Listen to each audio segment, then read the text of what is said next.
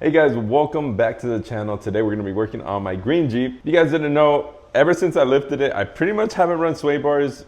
One, because I got the Rusty's disconnect for the front, and those are not good. Those are not meant for a WJ, even though they say they are. It's just gonna rip your mounts off, so I just don't run the front sway bar. And when I replaced my rear axle, I just never put the sway bar back on, so I just been driving it like that. I don't know how safe it is to be daily driving a Jeep without sway bars, but I've been doing it for a while now, and you get used to the feeling of like the Jeep going literally like this as you're turning, but I kind of want to try and see what a sway bar feels like, and we have an upgraded ADDCO sway bar. So first, let me show you what the Jeep looks like, you know, the sway that it gets, and then we'll test it out afterwards as well. And also, I got this new mic, so hopefully the audio sounds good, and hopefully you guys like it. So let me know in the comments down below if it does sound better than in previous videos. Like I said, I'm not running any sway bars.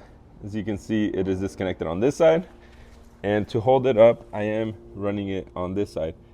But as you can see, the mount is already bending, and that's just having it on one side.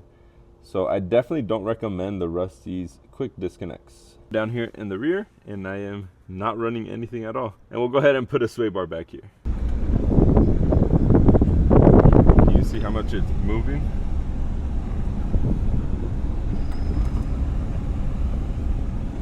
I'm gonna turn.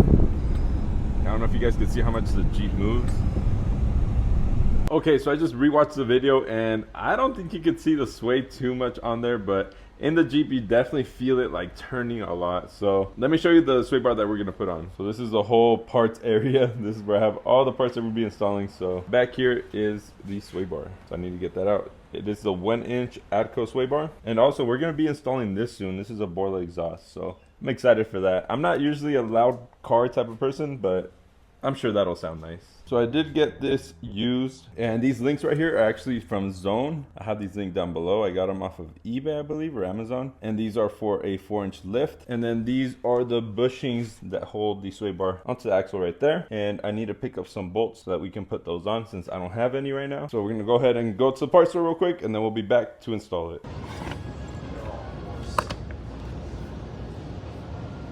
Now we got the hardware, so the next step is I'm gonna remove the bolts where the sway bar goes. I left the bolts in there when I removed them, and the brackets are on there. So I'm gonna go ahead and install that first, put these in. They are 15s, and they're the same bolt size as the ones that go on the axle, which is M10 by 1.5, just in case you guys need to know. So yeah, I'll go ahead and install the brackets, and I mean, the sway bar's already on there, so I'll have those hanging for now. And also guys, right now we are doing a giveaway for a Total radio. Don't miss out, this Friday it ends, so make sure you go sign up because this radio is dope. Anyways, let's get back to the video. Okay, so this is definitely a weird angle to get, but let's go ahead and get her done.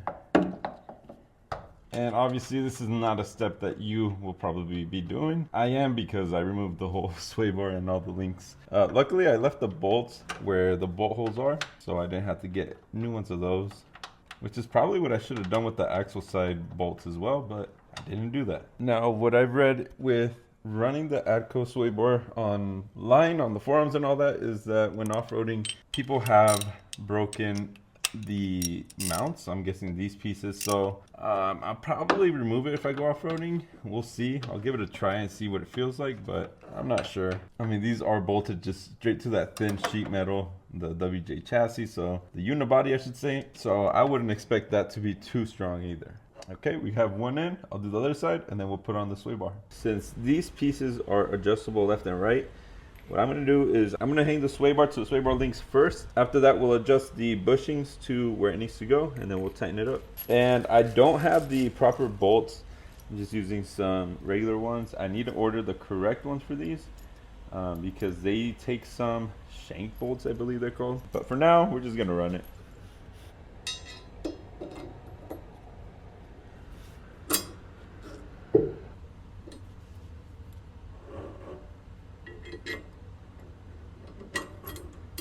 So now we have that hanging on. Now we can put the bushings on there and line it up. Pretty simple to do, honestly. This is definitely an upgrade anyone could do.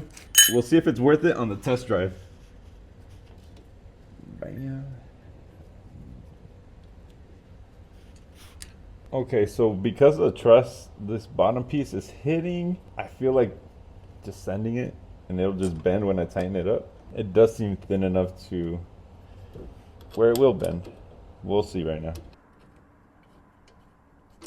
Okay, I got this side on. The other side I'm struggling with. But if we get one side on, we get both sides on. I just need to get the bolt in the right angle. And when all else fails, just cross thread the bolts. No, it's not really cross threaded. It's actually going in right. So this is squishing down onto the bushing, so we're gonna hold it in place tight. I feel like I might need longer links, but I'm not sure. I'm honestly really curious how this is gonna feel because a lot of people say it does make a big difference. And I'm not running a front sway bar, so we'll get the full effect of just the rear. All right, there's one. Just gotta tighten this one, we'll be good to go. Okay, there it is. So you just gotta tighten up these links and then we can take it for a test drive. This is my first time driving the Jeep with a sway bar in like a year. Oh, there's a car behind me. So let's see on this turn. There's like no sway right there. I was pretty straight the whole time. That's crazy. I'm so used to my Jeep just swaying hard, even there. Wow, that is a big difference, honestly. It doesn't even feel like I need a front sway bar, but I probably should still have one. Can you guys hear the locker? Okay, yeah. So like turning hard, it barely even sways. Where before the whole Jeep would like be turning. Oh man, that makes a huge difference. Now I just need to figure out a way to make the rear a disconnectable sway bar. That way I don't have to take it off fully every time that I plan on going off-roading. I just disconnect it. But I mean, just for daily driving, this thing feels great. Woo. Yeah, this is way different. I'm gonna try to get a shot from the outside so you guys could see a difference.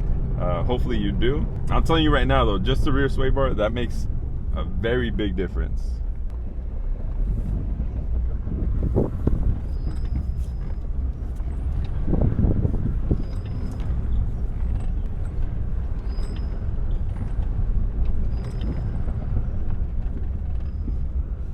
So I mean, hopefully in that little video you guys could see the big difference that it makes. From driving it, I mean, I've been driving my Jeep for a year without a sway bar. And having the sway bar on, honestly, it makes it feel better than this one here. It feels like that one has more sway, and that one has a front and rear sway bar. So the 1-inch ADDCO, if your Jeep is a daily driver, I do recommend you picking that up. Because honestly, driving with the sway kind of gets old over time. So it is something that I do recommend. And if you can find one used, then go for it. Anyways, if this video helped you guys out, make sure to leave a like and a comment down below. And I'll see you guys on the next video.